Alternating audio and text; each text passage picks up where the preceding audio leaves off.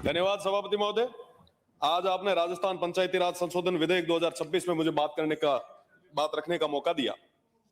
सबसे पहली चीज तो आज के समय में सरपंच एक्सपेरिमेंट करने के लिए एक साधन हो चुके हैं।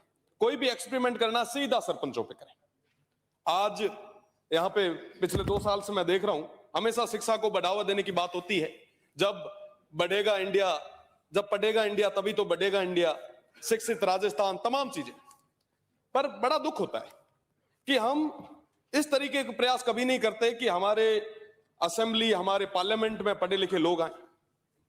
मुझे लगता है कि प्रदेश की सरकार को एक कदम उठाना चाहिए। एक सिफारिश चुनाव आयोग को, केंद्र की सरकार को करनी चाहिए कि आने वाले समय में लोकसभा और विधानसभा के चुनाव भी वही लड़े जो ग्रेजुएट हो। आप कदम उठाइए, प्रदेश की जनता आपके साथ में रहेगी, पर कम से कम करें तो सही। छोटी मोटी कोई चीज होती है आप सीधा सरपंचों के गले में डाल देते हैं। आज एआई की बात हम करते हैं, रोबोटिक की बात हम करते हैं, पढ़ाई की बात हम करते हैं, पर पढ़ाई को लेके हम डिसीजन लेने की बात मुझे लगता है कि बहुत कम कर रहे हैं। तो मेरा निवेदन है सत्ता पक्ष से कि आप कम से कम ऐसा जो एक प्रयास है वो जरूर करें।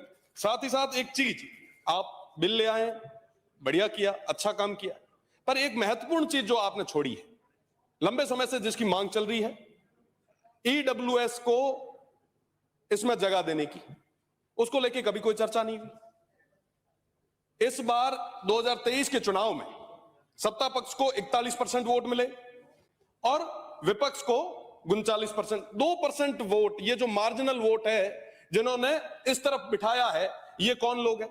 ये वो आर्थिक रूप से कमजोर, चाहे राजपुरोहित समाज हो, चाहे आर्थिक रूप से कमजोर ब्राह्मण समाज हो, चाहे जैन समाज हो, चाहे राजपूत समाज हो, चाहे कायस्थ समाज हो, ये तमाम लोग लगातार प्रयास कर रहे हैं कि साहब ईडब्ल्यूएस को पंचायती राज में व्यवस्था दी जाए ताकि पंक्ति में जो अंतिम व्यक्ति है उसको भी जगह मिले। आज सब पैसे वाला आदमी तो बड़े धड़ल्ले से चुनाव लड़ता है। क्या आपको नहीं लगता कि उनको हमें जगह देनी चाहिए?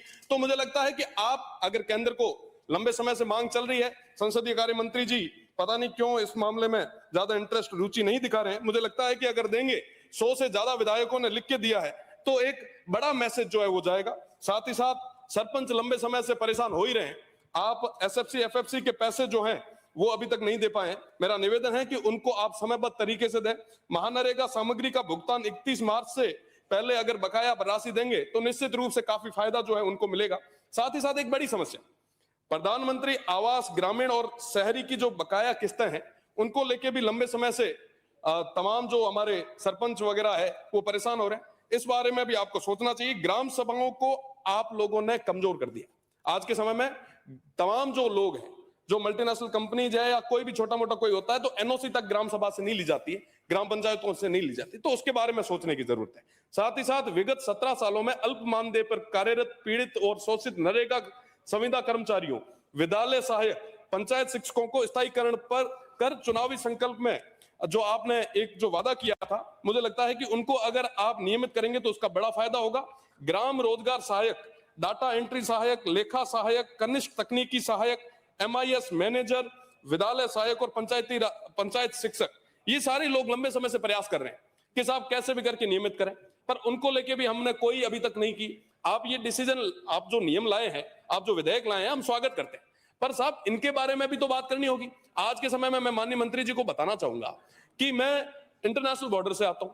आप स्वच्छ भारत, स्वच्छ राजस्थान की बात करते हैं, स्वच्छता के नाम पे किस तरीके से घोटाले हो रहे हैं आप अगर धरातल पे जाके देखेंगे। रामसर में, मैं एक आपको स्पेसिफिक अर्ज कर देता हूं कि रामसर में तमाम चीजें हुई, हमने उसके लिए आपको पत्र भी लिखा। आप इन तमाम चीजों में देखिए, जनता का पैसा है, वो जनता के हित के लिए लगना चाहिए। आज के समय में इन विषयों पे बात होगी तो इससे जो रिजल्ट है वो हमें देखने को मिलेगा। साथ ही साथ ईडब्ल्यूएस की मांग साहब 100 से ज्यादा विधायक लिख चुके हैं, क्यों आज तक पूर्ति नहीं हो पाई? तमाम लोगों को वरीयता देने की जरूरत है। वो 2% लोग जिन्होंने आपको सत्ता में बिठाया है, क्या उनकी बात नहीं मानी जाइए? आज रे समय मीना मां मेरो बियान मां पुरुषनाली तो भूखा रे भूखा, हाल भी दे अगर नहीं दे पाओ तो साहब वो लोग की जा है, वो लोग किसके पास जाएंगे साहब? आज साथ ही साथ एक बड़ा जो मैंने स्टार्टिंग में रखा, पढ़े लिखे जनप्रतिनिधि आने चाहिए ताकि ज्यादा से ज्यादा युवाओं को मौका मिलेगा। आप एक विधेयक पास करें, आप एक रिकमेंडेशन भेजें, केंद्र की सरकार को भेजें, चुनाव आयोग को भेजें कि कम से कम ग्रेजुएट लोग जो है वो यहां तक आए। मैं माननीय सभापति जी को भी बधाई देना चाहूंगा कि उन्होंने भी अभी 12वीं पास की है और वर्तमान में आप जो ग्रेजुएशन के लिए जो मेहनत कर रहे हैं, मैं आपको उसके लिए खूब खूब बधाई देता हूं। बीए पास की है, एमए पास की है। और इस तरीके से अगर आने वाले समय में पढ़े लिखे लोग आगे आएंगे तो निश्चित रूप से ये राजस्थान आगे बढ़ेगा, ये देश आगे बढ़ेगा। और इन तमाम विषयों पे बात करने की जरूरत है। साथ ही साथ हीट वेव और पानी की कमी पश्चिमी राजस्थान में बहुत ज्यादा हो रही है। आज के समय में माननीय मंत्री जी यहाँ विराजे हैं, 50 डिग्री से ज्यादा टेम्परेचर होने वाला। आज की अगर कंडीशन में बात करूं, हाँ मैं एक ही मिनट में मानिए, 40 डिग्री से ज्यादा टेम्परेचर कल का था और दिन ब दिन ये बढ़ेगा। पानी की बहुत बड़ी कमी होने वाली है। वेस्टर्न राजस्थान को लेके आप विशेषकर एक बार मीटिंग करवाएं और जो पानी वाले मंत्री जी अभी तो विराज रहे थे, शायद इधर उधर चले गए, वो इंद्र भगवान से एक बार निवेदन भी करें और आप भी थोड़ी मेहरबानी पश्चिमी राजस्थान पे करें ताकि पानी की कमी नहीं रहे। बहुत बहुत धन्यवाद। श्री मनोज कुमार जी सादुलपुर।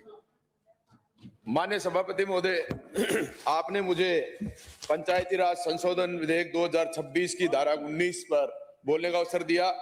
मैं सबसे पहले ये कहना चाहता हूं कि ये 1994 संशोधन 2 बच्चों पर रोक